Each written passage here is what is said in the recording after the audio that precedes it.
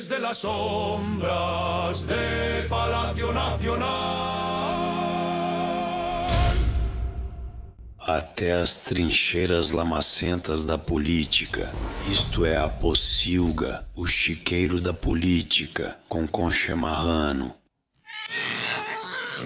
Saudações. Habitantes do Lodo, bem-vindos a mais uma edição destinada ao humilde, muladar.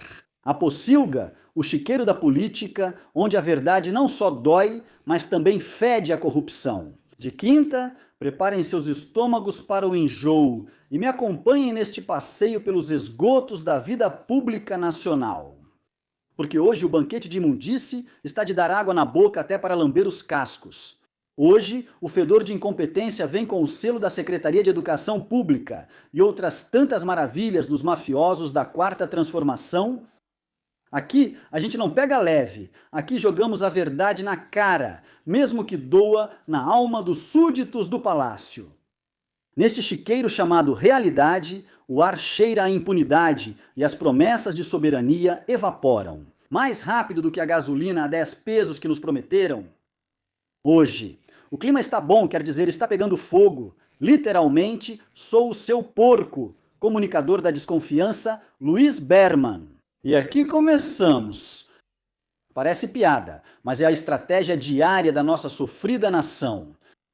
Acontece que o Olhos de Sapo Violado, Mário Delgado, esse personagem que pulou de contrabandista de combustível e presidente do Morena para a cadeira onde supostamente se decide o futuro intelectual do México.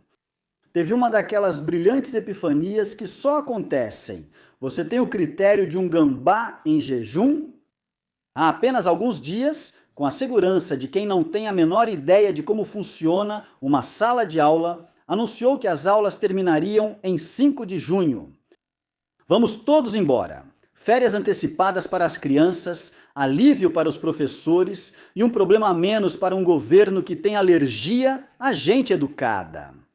Mas, surpresa, acontece que os professores, os pais, as associações educacionais, essas pessoas estranhas que realmente se preocupam para que seus filhos aprendam a ler e não apenas a aplaudir. Nos comícios eles se organizaram. E como para este governo, a única coisa que dá mais medo do que a transparência é o povo organizado. A CEP voltou atrás em menos de uma semana. Recorde Guinness de recuo. Agora parece que não, que as aulas terminam em 15 de julho. Ele mesmo corrigiu o erro. Sozinho, é esse o nível de solidez da política educacional da autodenominada Quarta Transformação. Tem a consistência de uma gelatina esquecida, sob o sol de Tabasco.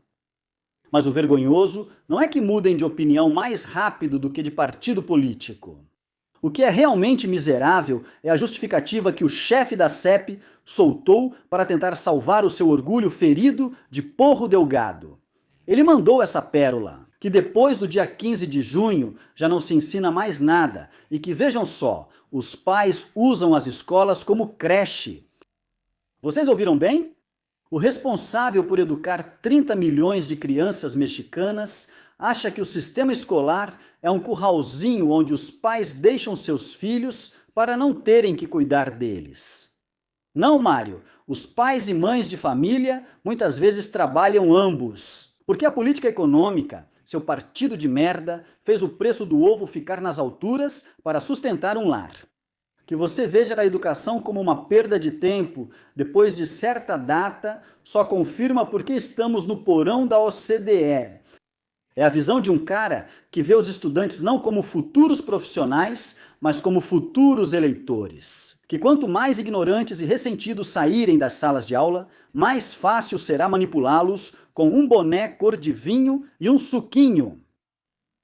E enquanto isso, onde está a regente do Palácio Nacional? Nossa presidenta, com A de ausente, parece estar mais preocupada em levar o BTS ao Palácio Nacional do que com o ridículo nacional que seu secretário de Educação está fazendo. Enquanto o país literalmente pega fogo por causa das explosões na Pemex e da violência, ela está organizando os shows dos coreanos para o ano que vem.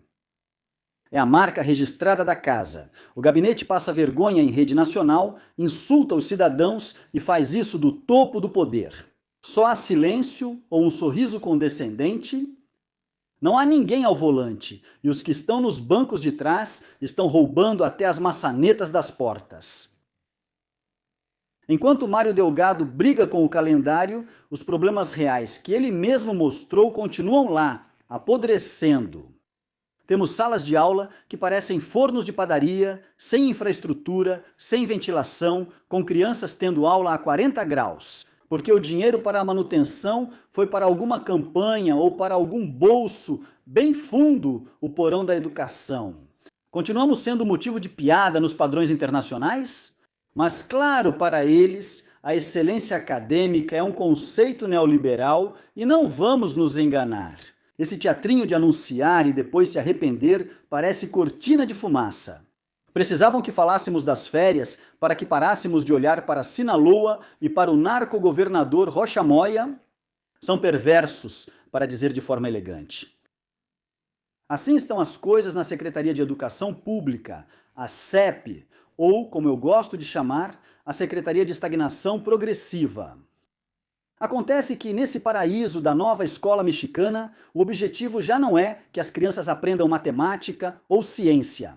Isso são bobagens neoliberais. O importante agora é que se tornem especialistas em coletivismo e em como sobreviver sem saber ler um manual de instruções.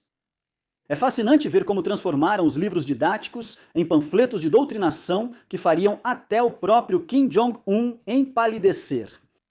O que a CEP fez não é um erro de cálculo, é um plano mestre de soberania cognitiva. Se ninguém sabe de nada, ninguém pode questionar as maluquices que saem do púlpito todas as manhãs. Estamos criando uma geração que não saberá resolver uma regra de 3, mas que poderá recitar de memória as conquistas imaginárias de um governo que confunde educação com propaganda. Bravo! Menos engenheiros, mais aplaudidores. Esse é o verdadeiro sucesso do bem-estar e da ignorância acadêmica. Passamos para a ignição industrial. Que espetáculo o da refinaria Antônio Dovali Jaime, em Salina Cruz, o Achaca. Outro estrondo, mais uma coluna de fumaça preta que pode ser vista do espaço e que o governo certamente vai reportar como uma queima controlada de más vibrações neoliberais. É patético ver como defendem a soberania energética, enquanto as instalações estão caindo aos pedaços por falta de manutenção. Cada explosão na Pemex é um lembrete pirotécnico de que colocar leais ao movimento no lugar de engenheiros capacitados tem suas, digamos, consequências explosivas. É na Pemex onde a soberania cozinha em fogo baixo e explode em fogo alto. Perguntar sobre a manutenção na Pemex hoje em dia é como perguntar sobre honestidade em uma campanha eleitoral. Você sabe que vão mentir, mas mesmo assim pergunta por puro fascínio mórbido. O país inteiro deveria estar gritando: o que diabos está acontecendo com a operação e a segurança industrial? A resposta é simples: dói no orçamento para equipamentos e segurança. Parece que foi usado para alimentar outros elefantes brancos. Ou talvez para pagar os luxos de uma burocracia que confunde resgatar a Pemex com assistir ela afundar enquanto aplaudimos. Não é apenas mais uma falha, é o sintoma de um sistema que está operando no limite, se virando como pode. Nas coletivas matinais, dizem que faltam 2 minutos para virarmos uma dinastia. O mais grave desse assunto é a explosão em si, o que já é muita coisa. O que realmente assusta é que isso já não nos surpreende. Ver fogo em uma refinaria. Isso se tornou tão cotidiano quanto o atraso do metrô ou as mentiras do orçamento. Normalizamos que a infraestrutura estratégica do país seja um barril de pólvora.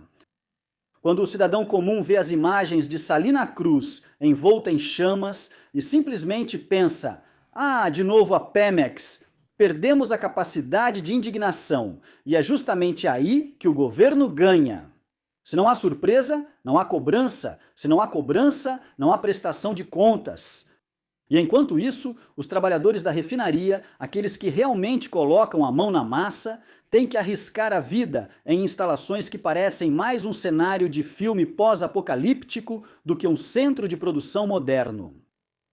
Agora vamos ao banquete dos filhotes. Ah, que tempos aqueles em que a gente se escandalizava por coisas pequenas. Vocês se lembram das filhas do Penha Nieto? Meu Deus! O país estava desmoronando porque as meninas usavam sapatos de grife ou porque resolveram convidar um tatuador famoso para Los Pinos. Que sacrilégio! Que afronta à soberania nacional! Ou o que dizer dos filhos de Cedilo que começaram a chorar em um show do U2? Aquilo era o epítome da corrupção para a esquerda de boteco, que hoje, curiosamente, sofre de uma amnésia seletiva, digna de estudo clínico. Mas hoje, meus queridos porcos, o nível aumentou. Já não falamos mais de birras de filhinhos de papai ou de sapatos caros. Hoje falamos de engenharia financeira de alto nível, daquela que se mama direto da teta do Estado sob o amparo da honestidade e da soberania. Passamos das tatuagens, das roupas de camelô e dos shows de rock para comprar na Cartier. Isso é evoluir, senhores. Vimos José Raton Lopes Beltrán, muito tranquilo, gastando milhares de pesos em uma joalheria, como se estivesse comprando doces em promoção de 2 por 1. Viva a austeridade! É comovente ver os filhos do ex-presidente, o jumento macuspano, usando marcas como Cartier ou Gucci. A estética da nova aristocracia guinda. Porque, claro, para representar o povo é preciso usar roupas de mais de 100 mil pesos. Suponho que é para que o frio da injustiça não os atinja tão forte. É a hipocrisia elevada a nível constitucional. Enquanto o pai pregava que ter 2 pares de sapatos era um excesso, os filhos desfilam pelo mundo com o butim de um tráfico de influência que já nem sequer se preocupam em esconder. Ocultar a atitude dos filhinhos do bem-estar não é um erro, é uma declaração de princípios. Nós somos os donos do país, e vocês que votaram em nós são os que pagam pelos meus luxos. O mais nojento desse chiqueiro não são os roubos. Já estamos calejados com isso, mas a militância da cegueira, esses intelectuais e seguidores que defendiam a moralidade pública quando se tratava das filhas de Penha, mas que hoje se tornam cães raivosos para defender as trapaças de José Raton, Andy e Bob. Condenar o passado e lamber as botas do poder atual é o esporte nacional dos hipócritas. O mantra do obradorista é simples. Se os meus fazem, é justiça social. Se os outros fazem, é traição à pátria. Por favor, tenham um pouco de vergonha e dignidade. Se é que ainda resta algo depois de tanto serem feitos de bobos. Bem, meus queridos habitantes do fango, é assim que estão as coisas. Educação de quinta, refinarias explosivas e compras de luxo. Um cardápio completo para que continuem aproveitando a transformação no conforto de seus chiqueiros. No final, a lição é clara. Quando nos organizamos, esses corruptos cedem, se dobram porque não têm argumentos, só têm ideias aleatórias. A cegueira. A rejeição foi nacional e sonora. Eles criaram o problema e agora esperam que a gente os aplauda por corrigirem. Nem brincando. Queremos mais educação e menos morena. Nossas crianças merecem alguém competente, não um mero agitador que culpa a realidade por sua própria incapacidade. O discurso é um manual de como falar sem dizer absolutamente nada. É uma salada de adjetivos rimados. Promessas que têm a mesma solidez que um castelo de cartas no meio de um furacão. Transformação, bem-estar, justiça social, soberania. Palavras que, em suas bocas, soam tão vazias quanto o cérebro de um chimpanzé governista. Numa segunda-feira de manhã, o mais fascinante é a capacidade de transformar o fracasso em uma vitória moral. É um malabarismo mental de tal magnitude que a gente se pergunta se não cansa a única pneumatologia que ainda funciona neles para a propaganda. Enquanto isso, na tela nos mostram um país de fantasia, onde unicórnios pastam nos parques. E a corrupção é apenas uma má lembrança. Lá fora, na vida real, aquela que eles só veem através dos vidros blindados de suas caminhonetes. A situação está pegando fogo neste país, a corrupção não acabou, simplesmente mudou de sobrenome e vestiu um colete vinho. Os escândalos de antes eram coisa de criança, comparados com esta cleptocracia. Mas não se preocupem, porque aqui na Pocilga continuaremos cutucando a ferida para que saia todo o pus, mesmo que irrite a pele dos transformadores de 4ª categoria. Enfim, meus porquinhos, mais uma porção de enganação servida em prato de porcelana. Já estou indo, porque estou começando a ter enxaqueca e preciso desinfetar meus sentidos com um pouco de realidade pura. Embora doa, lembrem-se, neste porquinho, o chiqueiro que não se suja é porque não está prestando atenção. Eu sou Luiz Berman e isso foi a Pocilga, o chiqueiro da política. Inscrevam-se no canal, deixem seu like e compartilhem essa porcaria de vídeo, leiam os comentários de vocês. Adeus!